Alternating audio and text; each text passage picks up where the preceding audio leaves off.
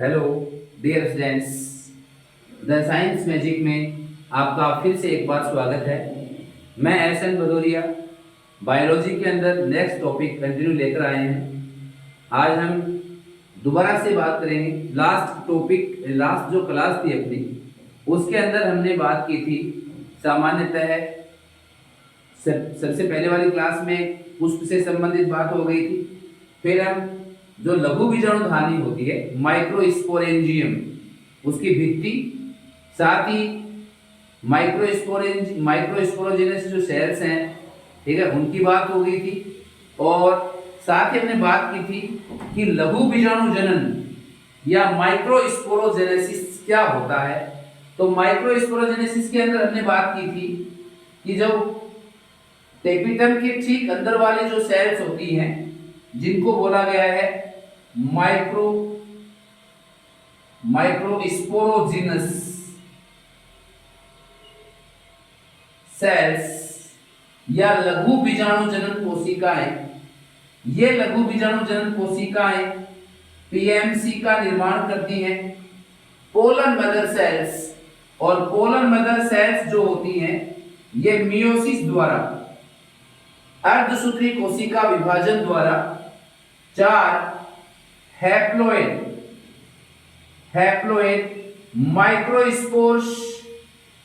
Microspores या यूं कहें पोलन ग्रेन्स लघु बीजाणुओं का निर्माण करती हैं। 4 लघु बीजाणुओं का, अगुणित लघु बीजाणुओं का निर्माण करती हैं। इसमें एक बिंदु अगर हम बात करें, मेन इंपॉर्टेंट जो बिंदु है वो जो डाइकोट्स होते हैं, द्विबीजपत्री जो पादप होते हैं डाइकोट्स के अंदर जो हैप्लोइड माइक्रोस्पोर्स होते हैं, अगुणित लघु बीजाणु, ये अगुणित लघु बीजाणु लीनियर टेट्राड के रूप में पाए जाते हैं। इस पॉइंट को आप रिमाइंड रखें। डाइकोट्स में जो माइक्रोस्पोर्स होते हैं, लघु बीजाणु होते हैं, जो परागकण होते हैं, जब बनते हैं तब ये सामान्यतः लीनियर टेट्राड के रूप में होते हैं। इस प्रकार से होते हैं डियर स्टूडेंट्स, लीनियर टेट्राड के रूप में, हालांकि इनके ऊपर कैलोस जो पदार्थ है उसका आवरण पाया जाता है, और टेपिटम के द्वारा स्रावित जो कैलेज एंजाइम था, वो कैलेज एंजाइम क्या करता है, इनको अलग अलग कर देता है।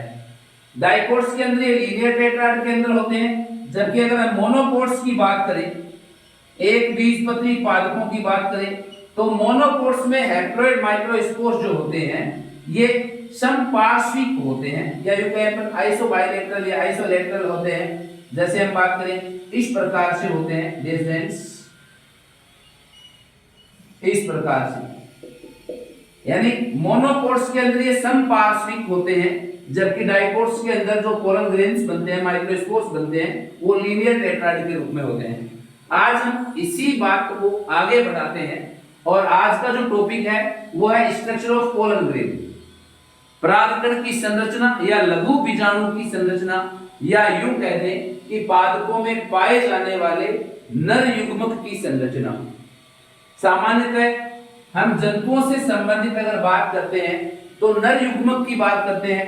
नर जननांगों में नर युग्मक बनते हैं, ठीक है। अब यहाँ पुष्प की बात हो रही है। आवर्तबीजी पादपों में जो पुष्प है, जो विशेष लैंगिक प्रजनन अंग माना गया है, उसके अंदर जो पुंकेसर वाला भाग था, उस पुंकेसर वाले भाग में जो परागकोश होता है, उस परागकोश में क्या बनते हैं, पोलन ग्रेन्स बनते हैं, लघु बीजाणु बनते हैं, या यूं कहें अपन नर युग्मक बनते हैं। यानी परागकण को ही, पोलन ग्रेन को ही, पोलन ग्रेन परागकण का ही अन्य क्या नाम है, इसी का अन्य नाम है माइक्रोस्पोर लघु बीजाणु, इसी का अन्य नाम है मेल गैमीट नर युग्मक।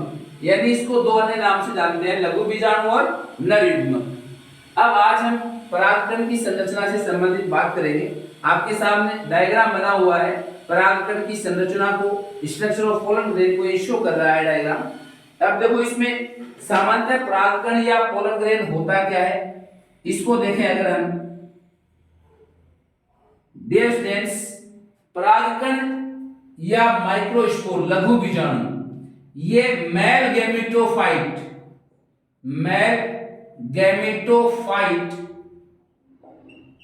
नर युग्मकोद्भिद की प्रथम कोशिकीय अवस्था मानी गई है। फर्स्ट सेल्यूलर स्टेज मानी गई है, प्रथम कोशिकीय अवस्था मानी गई है। एक परागकण जो होता है ये पुष्प के परागकोश में बनने वाली एक विशेष संरचना है जो परागण क्रिया में एक पुष्प के या उसी पुष्प की वर्तिकाग्र पर स्टिग्मा पर या दूसरे पुष्प की वर्तिकाग्र पर या दूसरे पादप के यानी समान प्रजाति के दूसरे पादप की वर्तिकाग्र या स्टिग्मा पर जाकर के वहां अंकुरित होता है, जर्मिनेट होता है और परागण क्रिया के तहत निषेचन प्रोसेस जो है वो संपन्न हो जाती है। मेल गैमेटोफाइट की जो फर्स्ट सेलुलर स्टेज मानी गई है वो पोलन ग्रेन या माइक्रोस्पोर को ही माना गया है। हालांकि मेल गैमेटोफाइट नर युग्मकोद्भिद की प्रथम कोशिकीय अवस्था क्या है, परागकण है। वास्तव में तो मेल गैमेटोफाइट की जो अवस्था हम मानते हैं वो मानते हैं कि पराग नलिका युक्त यानी पोलन ट्यूब पराग नलिका युक्त नर युग्मकों या नर युग्मक केंद्रकों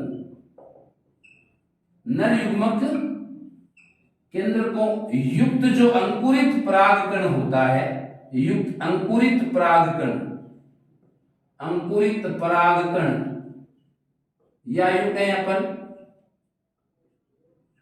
जो अंकुरित परागकण है जिसमें परागनलिका बन चुकी है, नर युग्मक केंद्रक होते हैं, उनको हम क्या बोलते हैं, नर युग्मकोद्भिद मानते हैं। यानी ये जो परागकण है इसकी प्रथम कोशिकीय अवस्था मानी गई है। अब देखो पादपों के अंदर सामान्यतः परागकण जो होते हैं ये भिन्न भिन्न आकार और परिमाप वाले होते हैं, यानी सबके अंदर सेम नहीं होते। आवर्तबीजी पादपों के अंदर भी सब में अलग अलग होते हैं, ठीक है। किसी के अंदर बहुत बड़े परागकण होते हैं, किसी के अंदर बहुत छोटे परागकण भी होते हैं। जैसे मान लो मैं आपको यहाँ बात करूं कि मिराबिलिस जलापा जो होता है, मिराबिलिस जलापा जो प्लांट है इसके अंदर सबसे बड़े परागकण पाए जाते हैं, सबसे बड़े परागकण पाए जाते हैं। इनका जो साइज माना गया है लगभग माना गया है 200 माइक्रोमीटर। जबकि दूसरा जो पादप है मायोसोटिस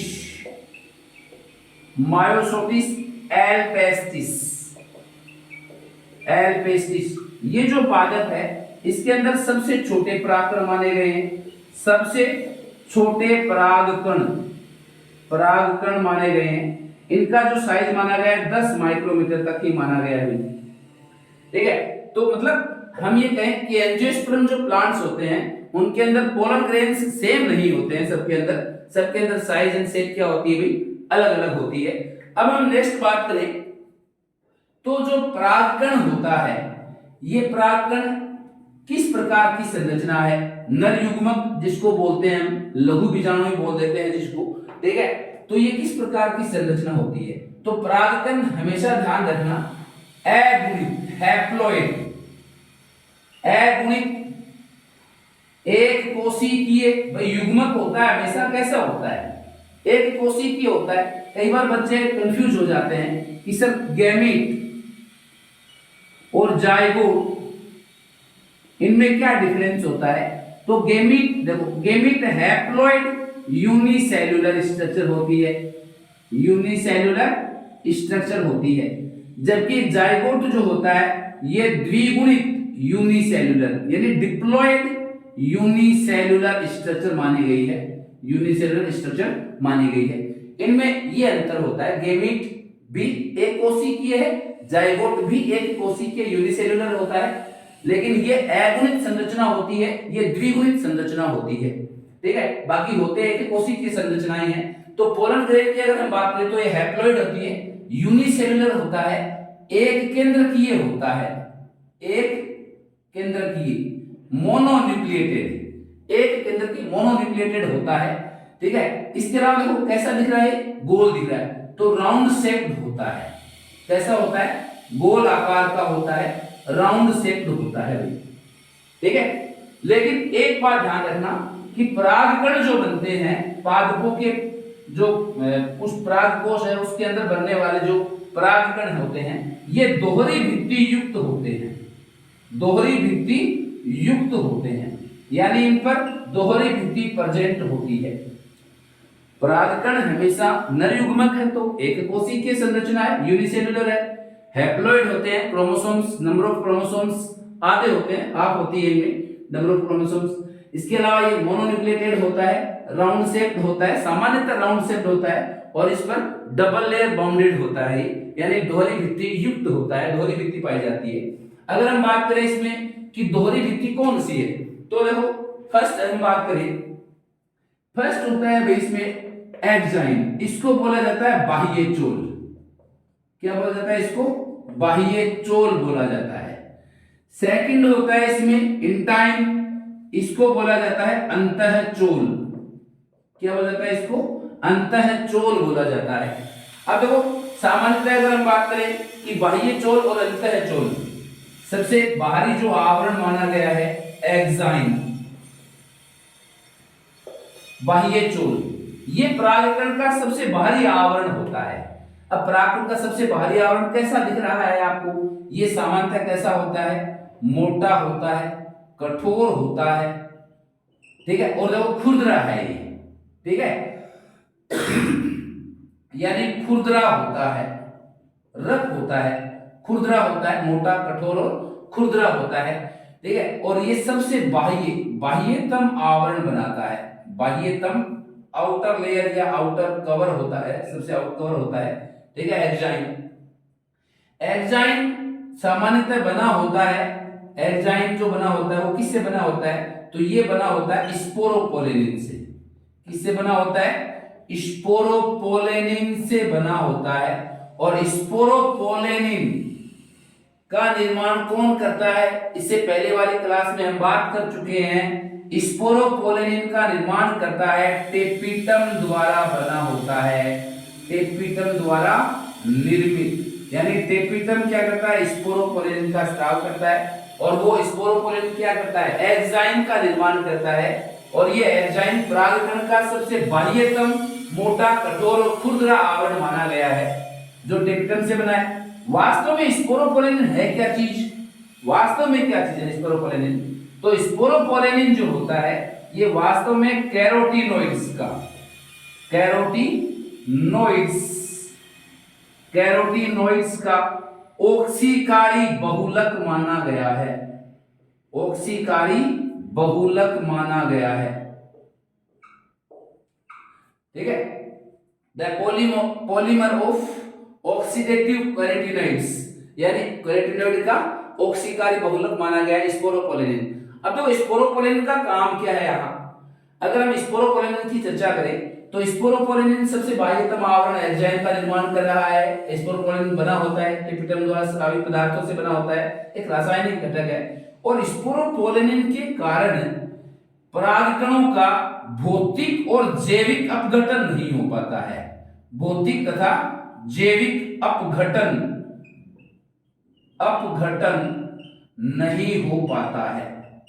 इसके कारण, स्पोरोपोलेनिन के कारण परागकण नष्ट नहीं होते हैं, ऐसे समझ लो, ठीक है। यानी स्पोरोपोलेनिन सबसे बाहरी आवरण बना रहा है, ठीक है, एक्साइन के रूप में, और इसी के कारण परागकणों का भौतिक और जैविक अपघटन नहीं होता, और परागकण लंबे समय तक मतलब प्रकृति में पाए जाते हैं। यानी सीधी सी बात है, स्पोरोपोलेनिन जो होता है ये परागकणों को प्रतिरोधक क्षमता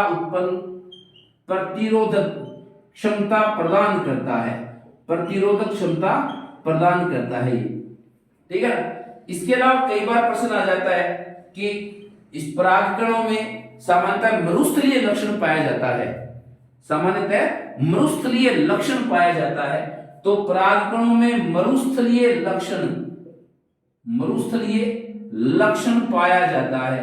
किस कारण पाया जाता है परागकणों में, मरुस्थलीय लक्षण का मतलब क्या होता है स्टूडेंट्स?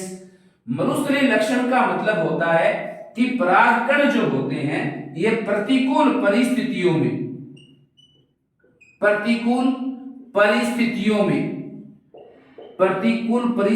में जीवन क्षम बने रहते हैं।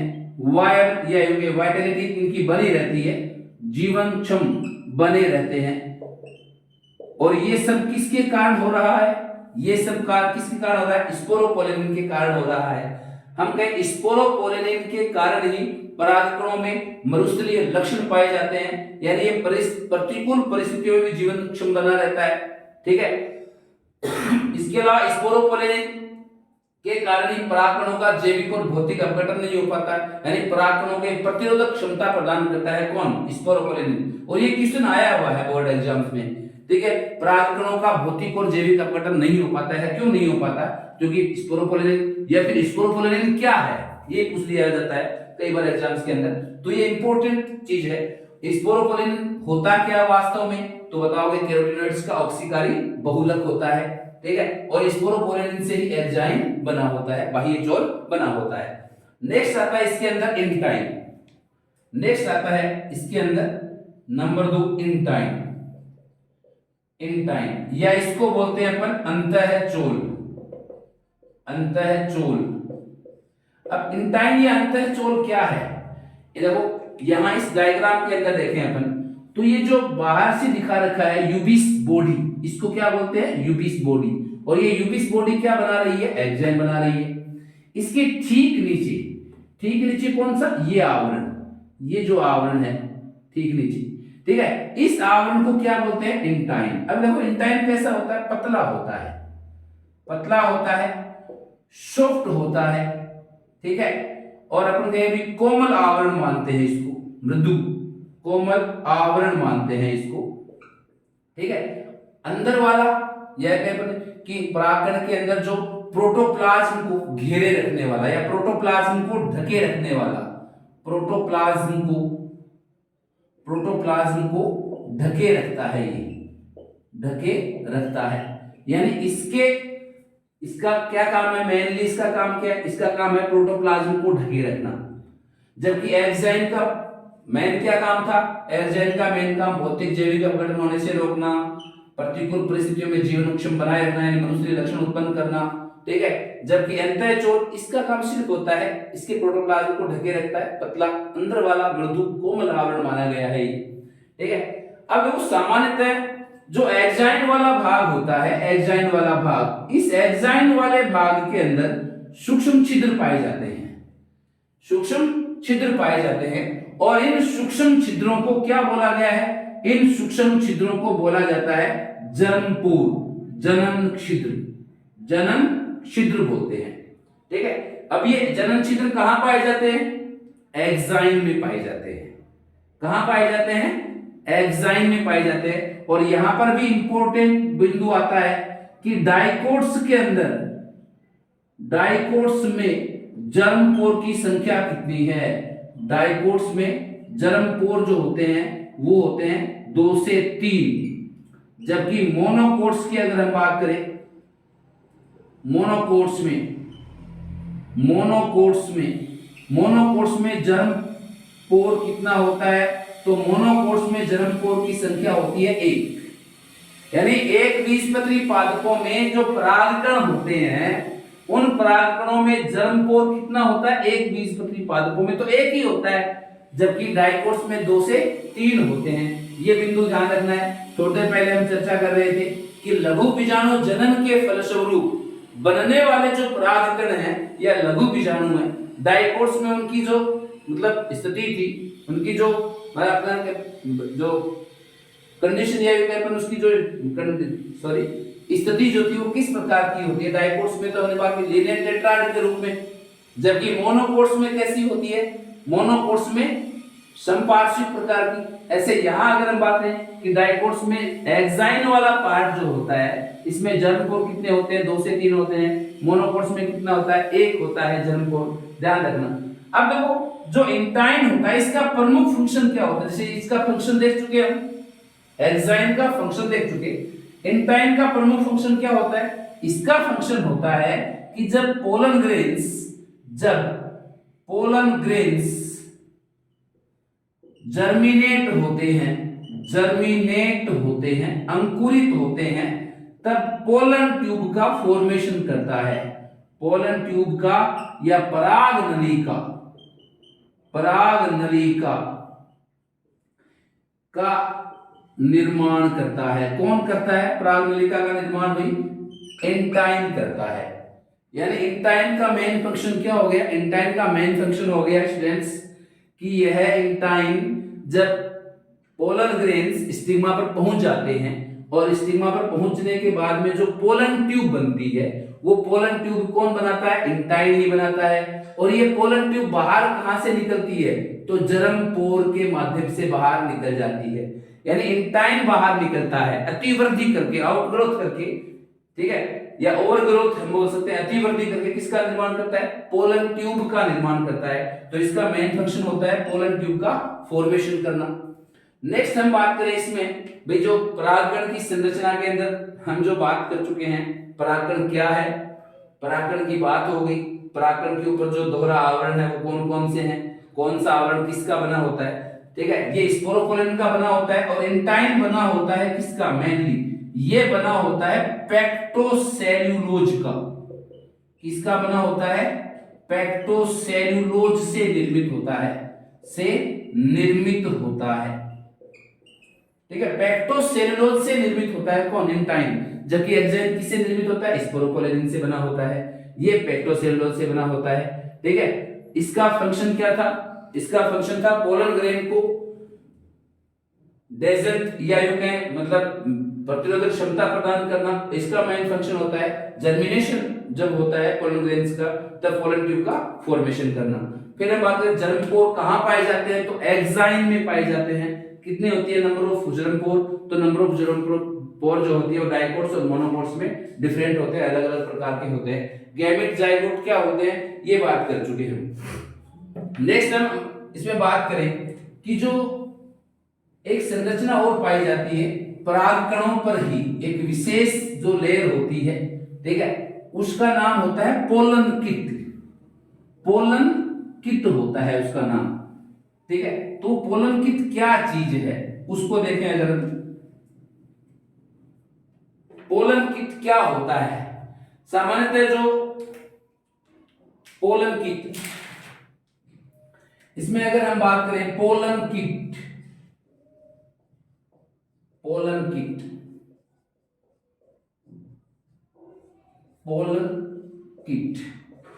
अब इसमें हम पहले शब्द आया था पोलन किट। पोलन किट का स्राव भी कौन करता है? पोलन किट का इसका स्राव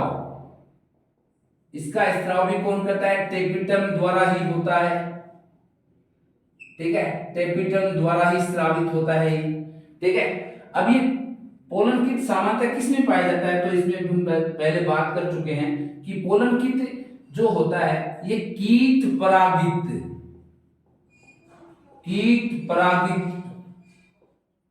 पुष्पों के परागकण में होता है, पुष्पों के परागकण में प्रेजेंट होता है। कौन? Pollen kit. अब पोलन किट है क्या चीज? तो पोलन किट जो होता है वो क्या चीज होती है? पोलन किट एक तेलीय परागकणों के एक्साइन पर पाई जाने वाली, ठीक है। पोलन किट अगर हम बात करें कि एक्साइन, परागकणों के एक्साइन पर पाई जाने वाली एक तेलीय परत होती है। और ये तेलीय परत जो पोलन किट है, अगर मान लो मैं कह दूं कि ये जो पोलन किट जो स्ट्रक्चर बन जाती है एक्साइन वाले भाग पर, यानी एक्साइन वाले भाग पर जो तेलीय परत होती है उसको क्या नाम दे दिया? पोलन किट नाम दे दिया। क्या नाम दे दिया स्टूडेंट्स? Pollen kit. और ये पोलन किट के कारण ही परागकणों का जो रंग है, सुगंध है, ठीक है, और जो चिपचिपापन होता है, ठीक है, वो बना रहता है। अब बात आती है कि पोलन किट, चलो बता दिया कि पोलन किट एक्साइन के ऊपर मिलता है, इसका स्राव टेपिटम द्वारा होता है। मेनली जो कीट परागित पुष्प होते हैं उनके परागकणों में पोलन किट पाई जाती है। ठीक है। और पोलन किट एक तेलीय चिपचिपी परत होती है जो परागकणों के ऊपर प्रेजेंट होती है। रंग, सुगंध और चिपचिपापन इसी के कारण होता है परागकणों का। कीटों के पंखों से या यूं कहें कीटों के शरीर से इस तेलीय परत के कारण परागकण आसानी से चिपक जाते हैं। जैसे मान लो एक कीट आया किसी पुष्प पर आकर बैठता है, ठीक है, तो बैठते चिपचिपा होने के कारण ये आसानी से उसकी बॉडी से चिपक जाता है, ठीक है, स्टिक हो जाता है। और स्टिकी जो पोलन ग्रेन होते हैं वो जब अदर किसी फ्लावर के ऊपर स्टिग्मा पर जब वो इंसेक्ट जाता है, ठीक है, लाइक एज हनी बी, ठीक है, तो पोलन की जो पोलन ग्रेन जो होते हैं वहां छोड़ दिए जाते हैं और पोलिनेशन हो जाता है, परागण प्रोसेस। इसके अलावा पोलन किट की जो फंक्शंस हैं वो क्या है? पोलन किट के फंक्शंस, इस पोलन किट के फंक्शंस, मेन फंक्शंस तो हो गया कि भाई कीट परागण में सहायता करता है। इसके अलावा पोलन किट जो होता है ये परागकणों को यूवी रेज से प्रोटेक्ट करता है। प्रोटेक्शन फ्रॉम यूवी रेज, यानी पोलन किट परागकणों को अल्ट्रावायलेट रेज जो होती हैं, पराबैंगनी किरणें जो होती हैं, ठीक है, ये इससे इनको बचाए रखता है। भाई पहला पॉइंट हो गया, कीट परागण में सहायता करते हैं। दूसरा, कीटों को आकर्षित भी करता है, रंग सुगंध होती है इसमें, ठीक है। इसके अलावा ये यूवी रेज से प्रोटेक्शन करता है ताकि जो परागकण होते हैं उन पर यूवी रेज का कोई प्रभाव ना पड़े। इसके बाद में अगर हम बात करें स्ट्रक्चर ऑफ पोलन ग्रेन के अंतर्गत ये बात चल रही है, एक शब्द आता है भाई, एक शब्द आता है परागाणु विज्ञान। परागाणु विज्ञान, पैलिनोलॉजी, परागाणु विज्ञान या पैलिनोलॉजी, परागाणु विज्ञान। पैलिनोलॉजी क्या है? देखो परागाणु शब्द आया तो परागकण, पोलन ग्रेन, ठीक है। अब मेनली बायो का अंदर, बायो जो अपना सब्जेक्ट है उसके अंदर ये जो चैप्टर चलता है बोटनी के अंतर्गत चलता है, तो वनस्पति विज्ञान की वो शाखा, वनस्पति विज्ञान की वह शाखा जिसमें परागकणों की संरचना, परागकणों की संरचना और परागकणों की जो कार्य है, ठीक है, परागकणों की संरचना, कार्य, इनका परिवर्धन, ठीक है, इनका डेवलपमेंट, ठीक है, अपन करते हैं, अध्ययन करते हैं, वो क्या कहलाती है? पैलिनोलॉजी। यानी palynology is a branch of botany in which study of structure, functions and development of pollen grains, ठीक है। पोलन ग्रेन्स या परागकणों का जो संरचना, कार्य, इनका परिवर्तन का अध्ययन करते हैं वो वनस्पति विज्ञान की शाखा क्या कहलाती है? परागाणु विज्ञान कहलाता है। नेक्स्ट अगर हम बात करें इसमें कि पैलिनोलॉजी की जो मतलब वर्तमान में इंडिया के अंदर कौन कौन सी जगह है जहां पैलिनोलॉजी जो स्थापित है, तो एक तो है भाई NBRI लखनऊ के अंदर, NBRI लखनऊ के अंदर है एक तो, ठीक है। National bureau of research institute Lucknow, ठीक है, national bureau of research institute Lucknow, NBRI। इसके अलावा एक और है उस्मानिया यूनिवर्सिटी। इसके अलावा DU दिल्ली यूनिवर्सिटी। यानी तीन ऐसे मेन ब्रांच हैं जहां पर इंडिया के अंदर पैलिनोलॉजी से संबंधित या अपने भारत के अंदर जितने भी पादप मिलते हैं उनके जो परागकण होते हैं, ठीक है, उनसे संबंधित अध्ययन किया जाता है। साथ ही हम जो परागकण की संरचना है उसमें हम बात कर चुके हैं कि एंटाइन एंजाइम क्या है, इससे अलावा जो परागकण होते हैं वो है क्या चीज, परागकण वास्तव में नर युग्मक है तो कैसे है, ठीक है, इसमें पोलन ट्यूब का फॉर्मेशन कौन करता है, ठीक है। इसके अलावा परागकणों के अंदर जर्मपोर की संख्या कितनी होती है, मोनोपोर्स में कितनी होती है, डाइपोर्स में कितनी होती है, इनके फंक्शंस एक्साइन एंटाइन किस किस से बने होते हैं। नेक्स्ट क्लास के अंदर हम सामान्यतः बात करेंगे structure and development of male gametophyte, structures and development of male gametophyte. तब तक के लिए हम विदा लेते हैं आपसे। नेक्स्ट क्लास में आपसे फिर मुलाकात होगी, साथ ही कुछ शब्दों के साथ में आपसे हम विदा लेते हैं। मंजिल से आगे बढ़कर मंजिल तलाश कर, मंजिल से आगे बढ़कर मंजिल तलाश कर, मिल जाए जो दरिया तो समंदर तलाश कर। हर शीशा टूट जाता है पत्थर की चोट से, हर शीशा टूट जाता है पत्थर की चोट से। पत्थर ही टूट जाए वो शीशा तलाश कर, सजदों से तेरे क्या हुआ सदियां गुजर गई, सजदों से तेरे क्या हुआ सदियां गुजर गई। दुनिया तेरी बदल दे वो सजदा तलाश कर।